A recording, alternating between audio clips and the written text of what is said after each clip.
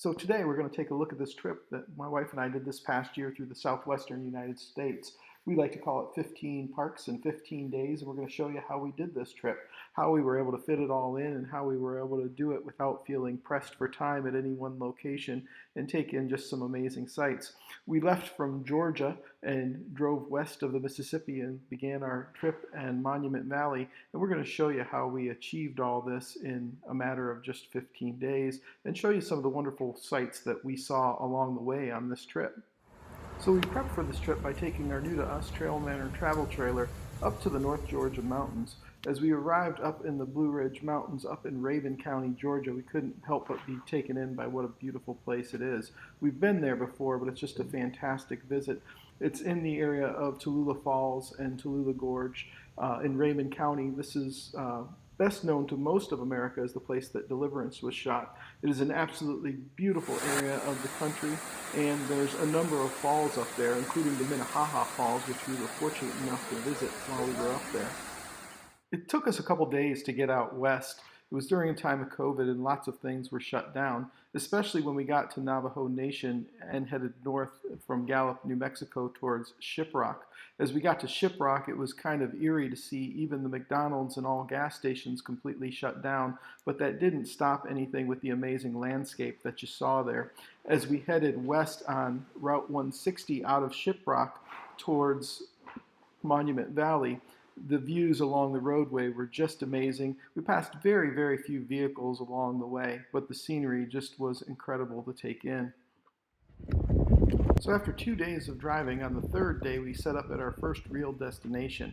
We arrived at the historic Goldings Rv Resort and Campground and set up to look out onto Monument Valley. Our RV is down there to the right with the others that you can see off the bottom of the screen, but if you look out into the distance through the valley, you can see some very historic landmarks that exist along Highway 163 in Monument Valley. On the other side of those landmarks is the famous Forrest Gump Hill, where he decided to turn around and head home. Here's our truck and RV at the campsite and a pull-through site, and you can see we're surrounded by these rocky cliffs with the canyon in the middle on all sides of us. There are some great trails there that I was able to walk the dogs during the day a little bit to give them exercise before we headed out to adventure and see what else we could see that evening. We passed the Forrest Gump Hill and went up towards Mexican Hat, and what a great sight that was, and then we went over to Goosenecks State Park.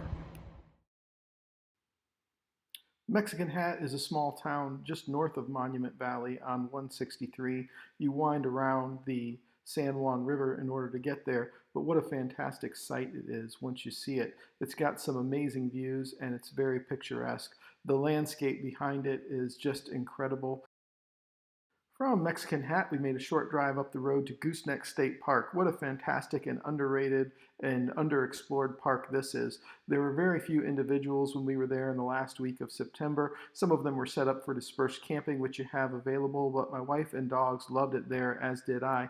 If we'd had the opportunity to stay another day, we definitely would have done a night of dispersed camping in Goosenecks State Park.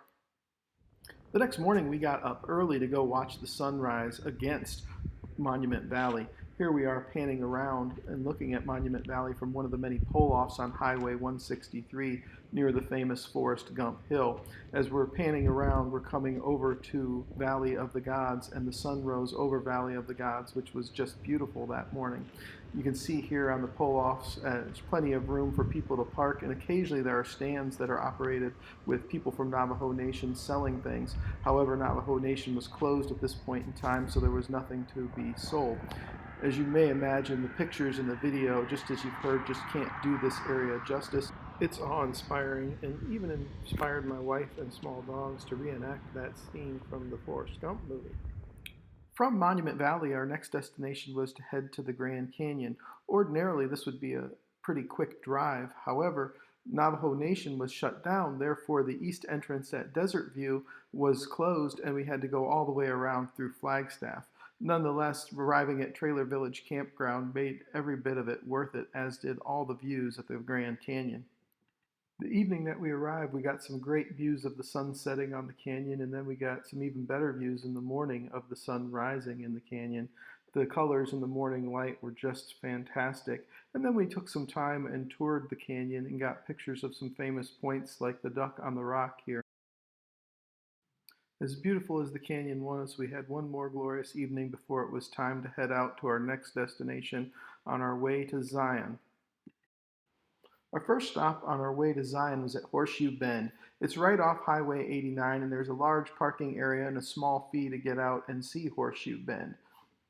It's a fairly congested area. There are a number of individuals around checking it out, and some are even being quite so daring as to go right up to the edge, perching themselves just a couple feet from a fall that would last for the rest of their lives.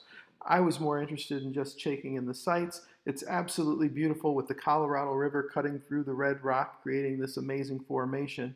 As Kim and I compared it to the previous Goosenecks park that we were at, we found Goosenecks to be more secluded and more enabling for us to explore, but certainly Horseshoe Bend is known as one of the most beautiful parks for a reason. Just past Horseshoe Bend is Lake Powell in Page, Arizona. Lake Powell is this beautiful blue water that you see here. The blue water is cast against this desert landscape and these interesting rock formations that remind some people of what might be this beautiful lake on Martian terrain. As we look at Lake Powell here, we can see Hwy-24 Marina in the background, and just to the left of Hwy-24 Marina, we're at Lone Rock Beach, which is actually in Utah. It's a location where you can camp overnight and boondock there. I would say that it's someplace that would be a great central location for somebody wanting to visit Zion Canyon, Bryce Canyon, the Grand Canyon, and Monument Valley. And in the future, we may do just that and keep this as our home base. If you're heading to Zion from the east, from the Lake Powell area, you're going to have to head through the tunnel. As you approach this tunnel that leads you into Zion National Park, the first thing you're going to do is come to a ranger station where they're going to ask and measure the width of your vehicle. Anything above a certain height, I can't remember the height, I feel like it was 10 feet.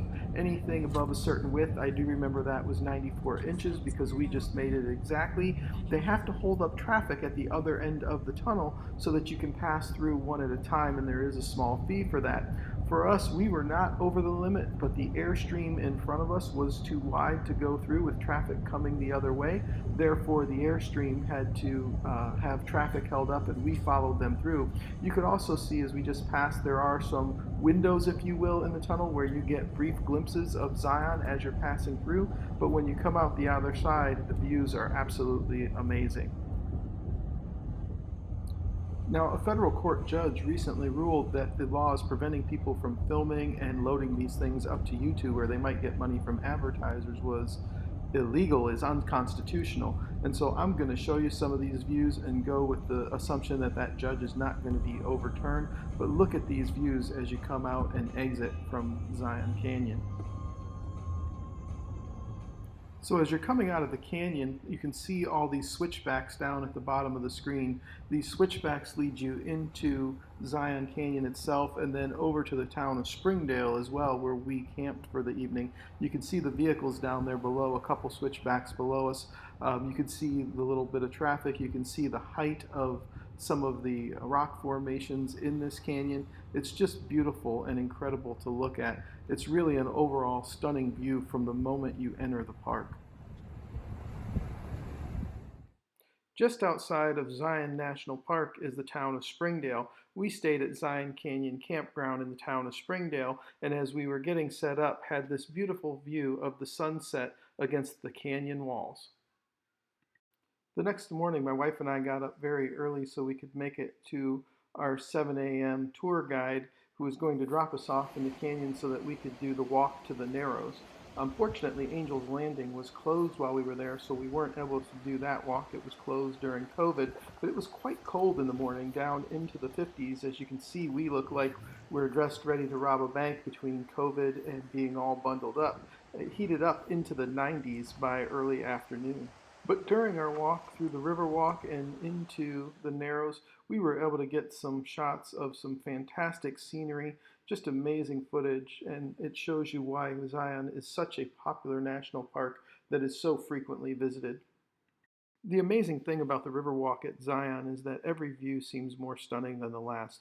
You get these incredible images, and as you follow them all to the Narrows, then you end up going through these canyon walls that get ever closer, 2,000 feet up, to the point that you feel like you can almost reach out and touch them on either side.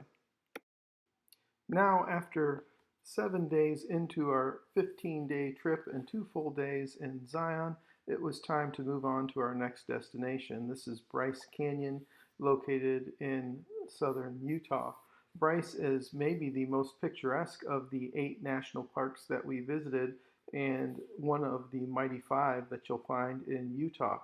The interesting thing about Bryce is that I think it was my wife's favorite to visit while we were there. She really enjoyed the hoodoos and looking out over these landscapes that just seemed to go on forever, with incredible walkways and little corridors to travel as you looked out into them. As we left Bryce, we headed into what was one of the real highlights of the trip, traveling along the Utah 12 for almost exactly 100 miles between Bryce Canyon and Torrey, Utah. Really one of the most picturesque drives in America, and just amazing the whole time.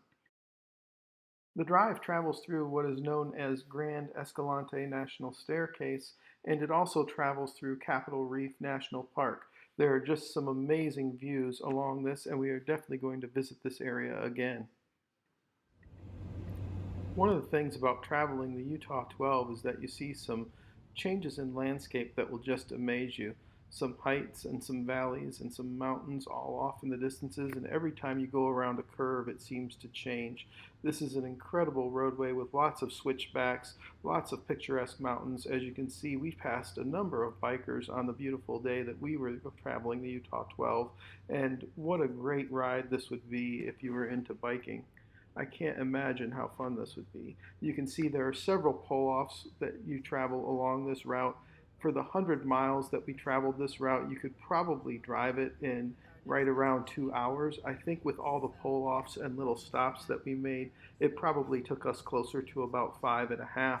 We did stop in Escalante, Utah for lunch, which is a neat little town with, I think, less than 1,000 permanent residents, and just an amazing area to travel. Such a remote part of the country with great landscape everywhere.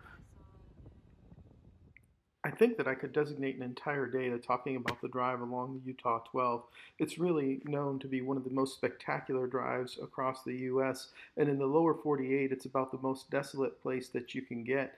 And it's an unusual drive because as you pass every turn, the landscape changes. As you go every new mountain pass, the landscape changes, and you see all these different colors as you're traveling, and go from desert rock and desert plant life up into where you've got evergreens. And at this time of the year, around the first week of October, we had aspens changing color and turning yellow. It was just a fantastic drive to take all the way through. We did stop in the little town of Escalante for lunch, as I may have mentioned earlier, and what a picturesque place that was. Here we see some of the other mountain landscapes that we witnessed across the Utah 12. We can see there are a couple bikers ahead of us as we frequently passed bikers on this route.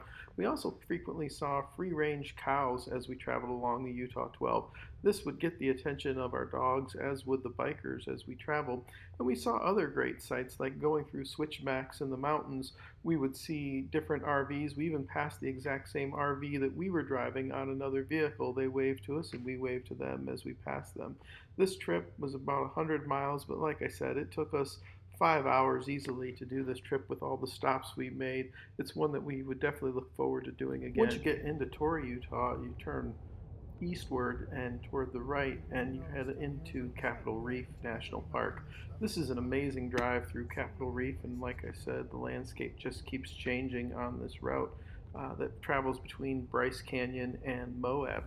As we were traveling this route, we couldn't help but notice all the cars that had stopped and parked at various lookouts to see the sights along the way.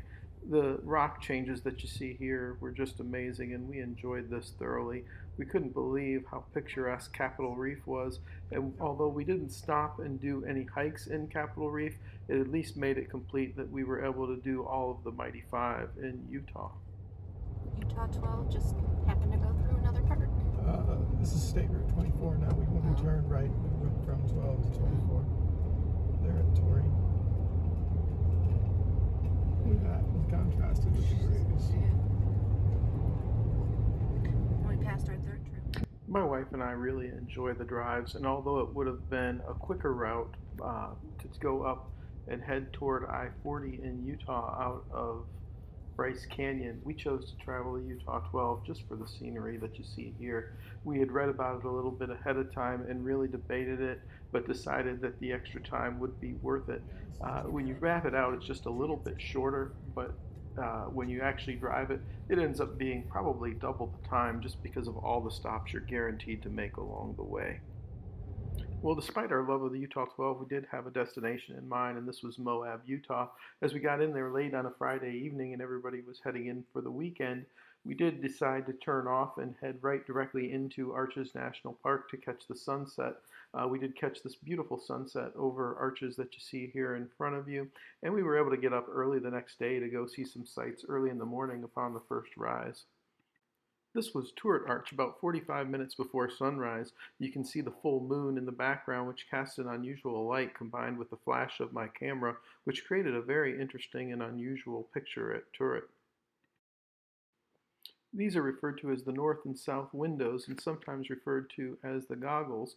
If you look at the south window, which is the one to the left, I was able to catch the full moon in the eye looking like a pupil glaring at you. These next two arches were used in the third Indiana and Jones film. The first one here is called Balanced Rock for obvious reasons, and it's used in the very opening scene of the film. The next arch that we're going to look at is Double Arch, which was in the scene immediately following. I actually had to wait for a couple who was taking their wedding vows under these very large arches to leave before I could get this photo, and I was able to get it before it became inundated with other tourists who then immediately covered the rock area and no longer made it able to get pictures without tourists in the way. I was fortunate to do this. The next day we headed out to Dead Horse Point State Park. It's between Arches and Canyonlands, and it's a spectacular park on its own, very comparable to a mini Grand Canyon. Some people think it's even more beautiful, although it doesn't have quite the depth. The Colorado River cuts through Dead Horse Point similar to the way it does the Grand Canyon. Dead Horse Point is a very popular place for people to stand and watch the sunset. As you can see here, there were plenty of people hanging around, some of them even right up to the edge of a very, very high cliff. We didn't feel the need to get right up to the edge of the cliff, but we did feel the need to grab some photos of this beautiful sunset that you see here over the Dead Horse Point Canyon and the Colorado River in Utah. The next morning we got up early to head to the famous Mesa Arch in Canyonlands and catch the underglow of the sunlight against the arch. However, it was swamped, and as you can imagine, it was very difficult to obtain a great picture upon sunrise. Nonetheless, as people began to clear out, we were able to get this photo just on the edge without anybody there. We were also able to get a photo of ourselves together in the arch without anybody else in the way. So that was nice given the number of people who were there and around. People seemed to be very accommodating. The views at Canyonlands were just breathtaking as they were at Dead Horse Point and Arches, but 3 days of hiking and 3 days of sightseeing caused us to want to relax for a little bit, and on the third evening we found our way into the Moab microbrewery for a little bit of time of rest and relaxation.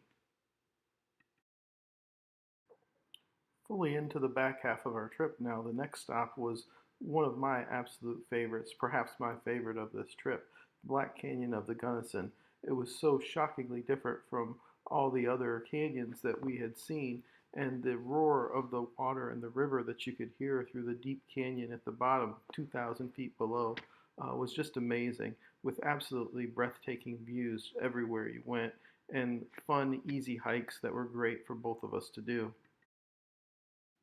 This is the Black Canyon's famous painted wall, which has these pink patterns of igneous rock and the black rock surrounding it. The black slate creates this dark contrast on this bright pink igneous rock, and it's truly amazing to look at and see, as is listening to the Gunnison River down below. Take a listen to how that sounds. Video at Black Canyon of the Gunnison. You can hear the howl of the San Juan River, or I'm sorry, the Gunnison River. San Juan was the last one. Gunnison River below.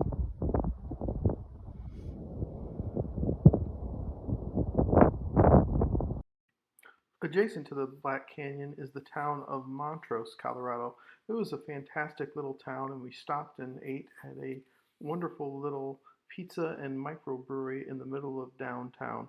We really enjoyed walking the downtown after we had visited the Black Canyon for the day. One of the unusual sights at the Black Canyon of the Gunnison was this caravan of Ferraris from Texas who had taken a road trip together. This is about half of the Ferraris that were there. We saw them all pass us and go to a lookout all at the same time. Our time at the Black Canyon of the Gunnison had come to an end, and it was time to get back on the road, heading toward our final destination, the Great Rocky Mountain National Park. As you can see here, we've got back to I-70, which takes you right through Vail, Colorado. At this time of year, the first week of October, the aspens have changed to this bright yellow that you see here, combined with the evergreen green, makes it just a beautiful trip on I-70 as we head toward Granby, Colorado. This is Lake Granby, which is situated just south of the west entrance to the Rocky Mountain National Park. It has this beautiful backdrop of the Rocky Mountains behind the lake, and it was right near where we stayed with this picturesque setting to view. Rocky Mountain National Park did not disappoint in any way. You can see the beautiful mountain lake here that we observed, along with going up above the tree line on the tundra to explore and challenge ourselves on some long walks to get some fantastic views. It really entertained us all the way around, and we even went heights up on that tundra that included to about 12,000 feet of elevation, and walked up even further from there to look out and see the sights. During the 2 evenings that we were there, we would head back to our RV park just before sunset, and we got this beautiful view of the light cast on the Rocky Mountains just behind where our RV park was. We were a little past the peak season, so the RV park was relatively empty, but it gave us great views of the park around us. Just 3 weeks before we got there, the park was hit with heavy snow, but when we were there, Trail Ridge Road was open for full view. After the snow from a few weeks earlier, there were some of the largest fires ever recorded in Rocky Mountain National Park while we were there. It created a large haze over much of the park during our time there, but on our last day there, the winds shifted and it created a beautiful clear day. We could still see the smoke off in the distance from the mountain peaks.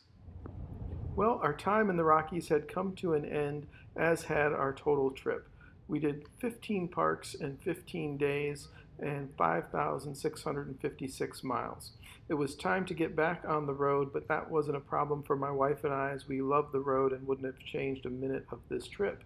It was truly the trip of a lifetime, not because we won't ever do it again, but because it has inspired us to do it again. So keep on the lookout as we plan to take more of these trips and share them with you. And for those of you that may be interested, I'll go ahead and put some links below to the places we stayed and the parks that they were associated with.